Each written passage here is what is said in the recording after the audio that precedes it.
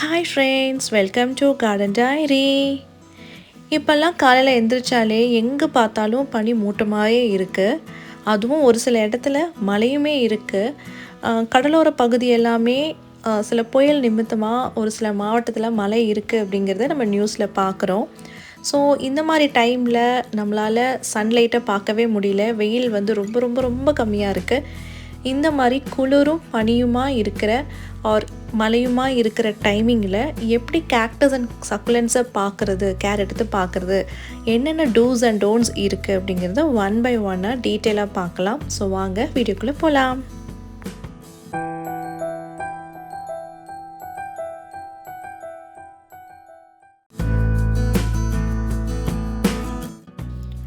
கார்டனை daily visit பண்ணுங்கள், daily check பண்ணுங்கள், ஒவ்வொரு பிளான்ட்டையும் இன்ஸ்பெக்ட் பண்ணி பாருங்கள்.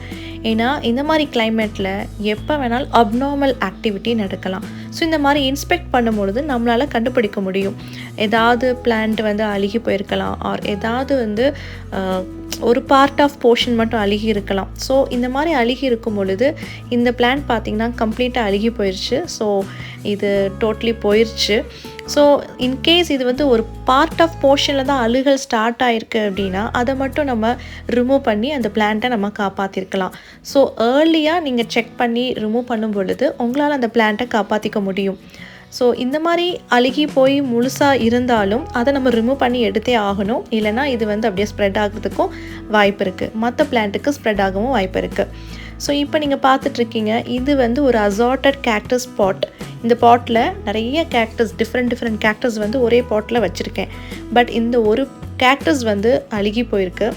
இது வந்து இந்த சீசன்னால தான் இப்படி ஆயிருக்கு. ஸோ இது நான் செக் பண்ணும்பொழுது அழுகல் அது ஒரு மாதிரி டார்க் கலரில் இருந்ததுனால எனக்கு டவுட் இருந்துச்சு. எடுத்து பார்த்தா உண்மையாகவே அது அழுகி போயிருக்கு.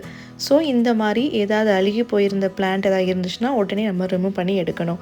இதுக்காக டெய்லியும் நம்ம கார்டன் விசிட் பண்ணி இன்ஸ்பெக்ட் பண்ணணும்.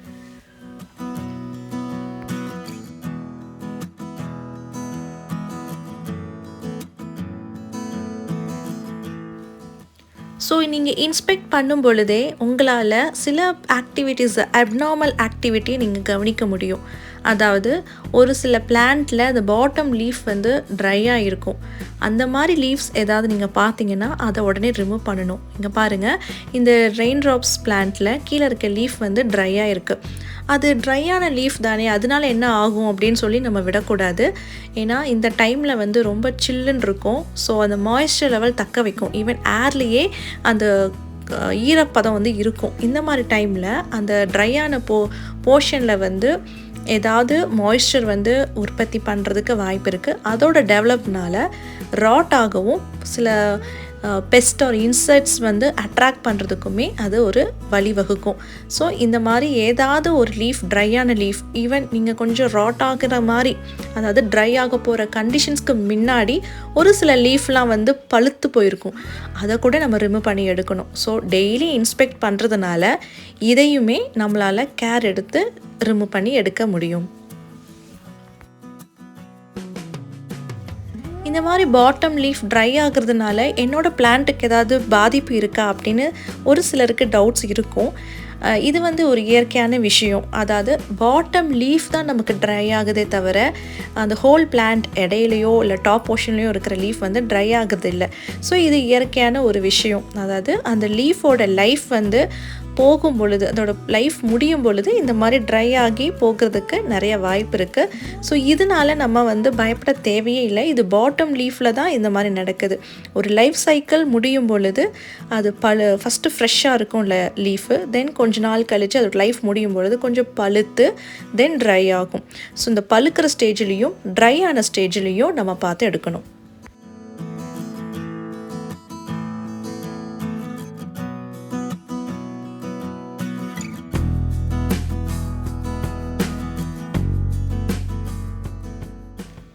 விடியல் காலையில் நீங்கள் உங்கள் கார்டனை விசிட் பண்ணி பார்க்கும்பொழுது இந்த மாதிரி டியூ ட்ராப்ஸ் வந்து உங்கள் பிளான்ட்டில் தேங்கி நிற்கிறத பார்க்க முடியும். அதாவது நைட்டு ஃபுல்லாக பனி மூட்டமாக இருக்கும் பொழுது அது வந்து அப்படியே சேர்ந்து ஒரு ட்ராப்லெட்ஸாக அது ஃபார்ம் ஆகும். இந்த மாதிரி ட்ராப்லெட்ஸ் உங்களுடைய பிளான்ட்டில் இருந்துச்சுன்னா நீங்கள் இந்த மாதிரி ஷேக் பண்ணி எடுக்கலாம். ஆர்எல்ஸ் நீங்கள் டிஷ்யூவை அதில் ப்ளேஸ் பண்ணாலே அதை அப்சர்வ் பண்ணி எடுத்துரும்.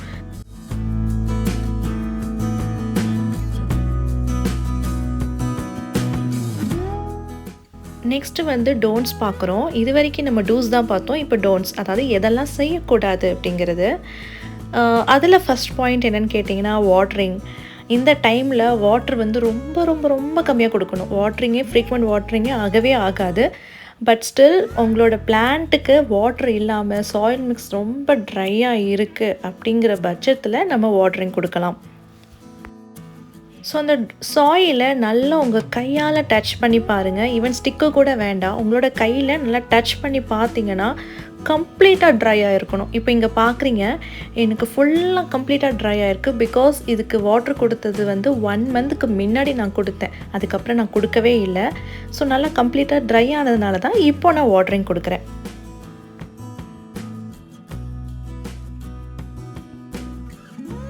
இந்த டைமில் கவனிக்க வேண்டிய ஒரு விஷயம் என்னென்னா, இந்த மாதிரி நம்ம அந்த டாப்பில் பிளான்ட் மேலே லீஃப் மேலே வாட்டர் கொடுக்கக்கூடாது. நீங்கள் வாட்டர் கொடுக்கறதா இருந்தால் அந்த பேஸ் மட்டும்தான் வாட்டர் கொடுக்கணும்.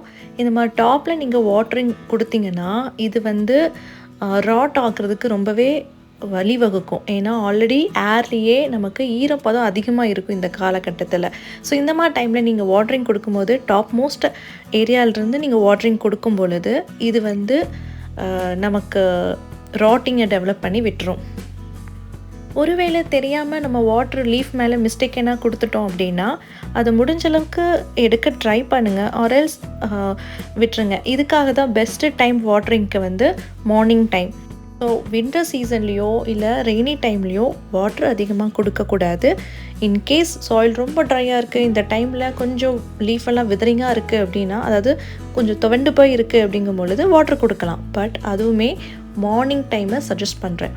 ஏன்னா நீங்கள் மார்னிங்கில் தெரியாமல் மிஸ்டேக்கெல்லாம் நீங்கள் லீஃப் மேலே வாட்டர் கொடுத்தாலும் அந்த டே டைமில் எவாப்ரேட் ஆகிடும்.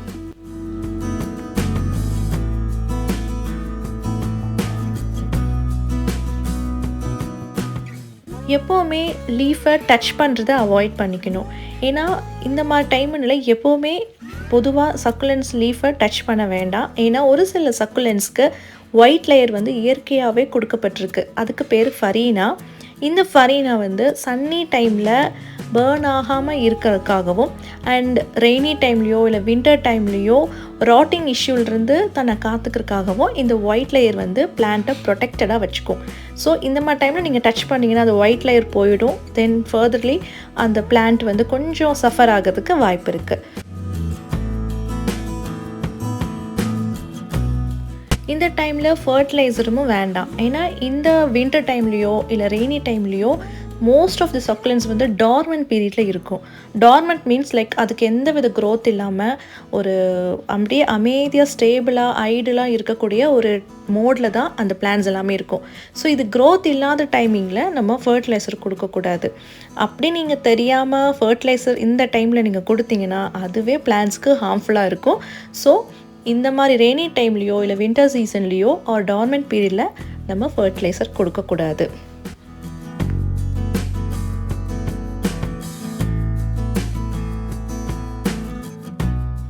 ஸோ இந்த மாதிரி குளிர்காலத்தில் அண்ட் மழைக்காலத்தில் எப்படி சக்குலன்ஸ் அண்ட் கேக்டஸை கேர் எடுத்து பார்க்குறது, இந்த மாதிரி சீசன்ஸில் என்னெல்லாம் பண்ணலாம், இதெல்லாம் பண்ணக்கூடாது அப்படின்னு சொல்லி டீட்டெயிலாக 1 by 1 நம்ம பார்த்தோம்.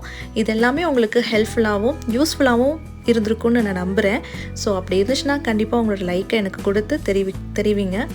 அண்ட் ஒருவேளை உங்களுக்கு வேறு ஏதாவது சந்தேகங்கள் இருந்தாலும் நீங்கள் கமெண்ட் பண்ணுங்கள், அதற்கான ரெஸ்பான்ஸ் இமீடியட்டாக உங்களுக்கு வந்துடும்.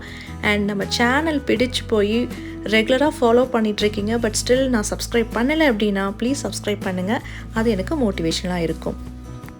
பாய், டேக் கேர், ஹாப்பி கார்டனிங்.